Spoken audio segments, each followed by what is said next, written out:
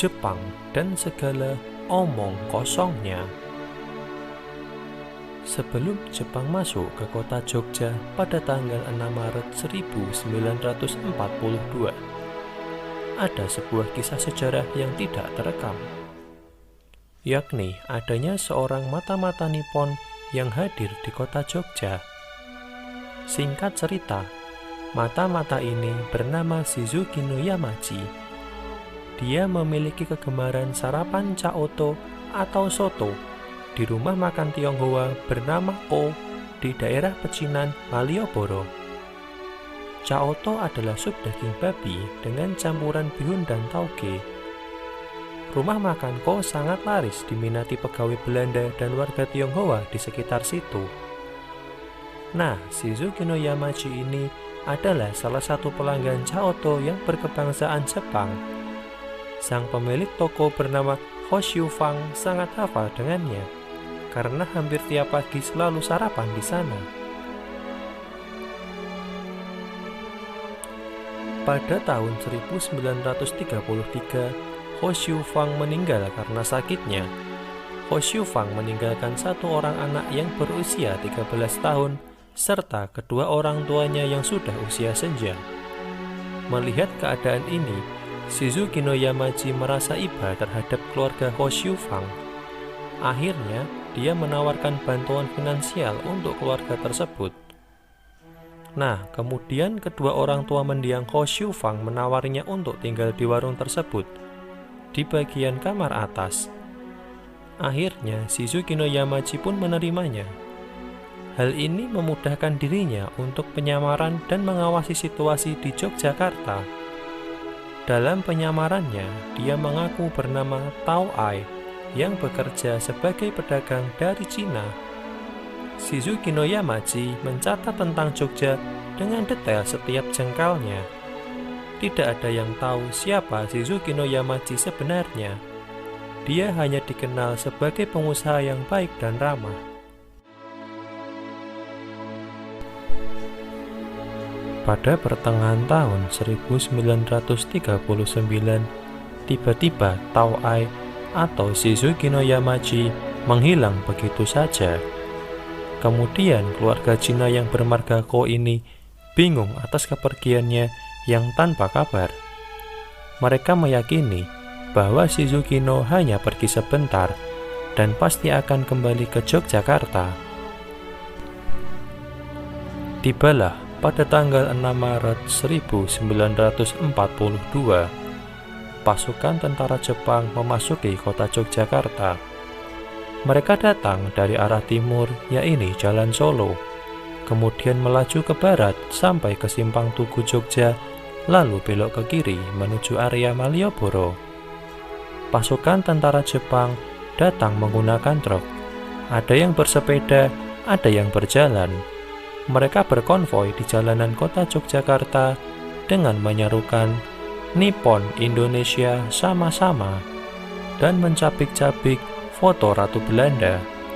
Iring-iringan ini disambut warga tanpa rasa takut dan khawatir.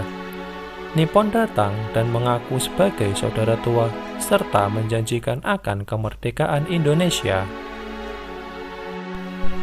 Nah, ketika itu pula keluarga Ko baru menyadari bahwa Shizuki no Yamaji adalah spionase Jepang. Karena pada waktu tentara Jepang memasuki Malioboro, keluarga Ko melihat sosok Shizuki no Yamaji ada di kendaraan jeep paling depan. Dan dia adalah salah satu perwira komandan divisi Angkatan Darat Jepang. Pada tanggal 28 Mei 1942, Jepang mulai menunjukkan tabiat aslinya. Dua truk Jepang berhenti di Jalan Trikora dan memasuki gedung kantor asuransi Nilmach Habich atau disingkat Nilmich. Sekarang letak gedungnya ada di titik 0 km dan menjadi gedung Bank BNI. Mereka berniat untuk menduduki kantor tersebut, digunakan untuk kantor berita dan telekomunikasi radio Hoso Kanri Kyoku. Para pegawai Nilmich yang mayoritas warga Belanda merasa kaget dengan kedatangan tentara Jepang yang semena-mena. tempat itu diobrak-abrik oleh tentara Jepang dan seluruh pegawai disuruh tiarap.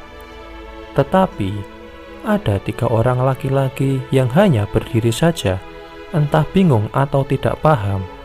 Tanpa pikir panjang, ditebaslah kepala mereka menggunakan samurai. Masih di TKP yang sama, pada saat itu pula terdapat gadis yang berusia 27 tahun. Gadis Belanda yang tiarap atas perintah tentara Jepang tiba-tiba mendapat perlakuan tidak senonoh dari para tentara Jepang. Gadis itu kemudian melawan dengan menampar tentara Jepang. Lantas tentara Jepang menampar balik, hingga gadis itu merasa ketakutan dan mencoba kabur dengan niatan melompat dari jendela lantai 2. Tapi naas, gadis tersebut malah tersangkut dan kemudian terjatuh dari lantai 2 dengan kepala terlebih dahulu. Beliau meninggal saat itu pula di Jalan Trikora. Pasca berhasil menguasai kantor asuransi Nilmich, Jepang semakin merajalela dan semena-mena. Mereka menjarah hasil pangan dan mensweeping para warga Belanda di Jogja. Mereka mencari wanita-wanita Jawa dan Cina atau Asia untuk dijadikan Shogun Lanfu atau pemenuh hasrat. Yang aneh adalah mereka tidak berminat kepada perempuan Belanda. Walaupun ada perempuan Belanda yang dilecehkan, tetapi mereka tidak dibawa ke camp, hanya dinikmati sesaat dan kemudian dibuang di pinggir jalan atau dibunuh di penggal kepalanya. Sweeping terhadap warga Belanda berlanjut ke arah Kota Baru dan Jetis. Di kawasan ini terdapat permukiman elit orang Belanda. Mereka disweeping oleh tentara Jepang dan dimasukkan di kamp-kamp tahanan di wilayah Semarang dan sekitarnya. Bagi yang tidak menurut, dieksekusi saat itu juga. Selain mensweeping warga Belanda, Jepang juga merampas seluruh hasil bumi warga hingga ke pelosok-pelosok daerah, termasuk para gadis-gadis Jawa yang dirasa cantik akan dibawa ke camp dijadikan Shogun Lanfu. Ada hal gila lainnya tentang tentara Jepang, yakni ketika mereka memasuki sebuah sekolah di kawasan Newwich, Yogyakarta. Tentara Jepang mengumpulkan murid dan guru di sebuah lapangan. Mereka disuruh menghormat terhadap bendera Nippon, namun ada satu guru berkebangsaan Belanda yang tidak mau hormat, karena itu bukan bendera negaranya. Tanpa basa-basi, ditebaslah kepala guru tersebut saat itu juga di depan para muridnya.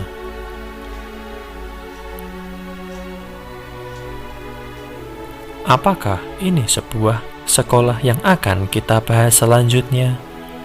Belum tentu kebenarannya, namun masih ada hubungannya dengan Nippon. Simak video selanjutnya. Baiklah, mari kita renungkan sejenak atas kejadian di atas, serta kirimkan doa terbaikmu.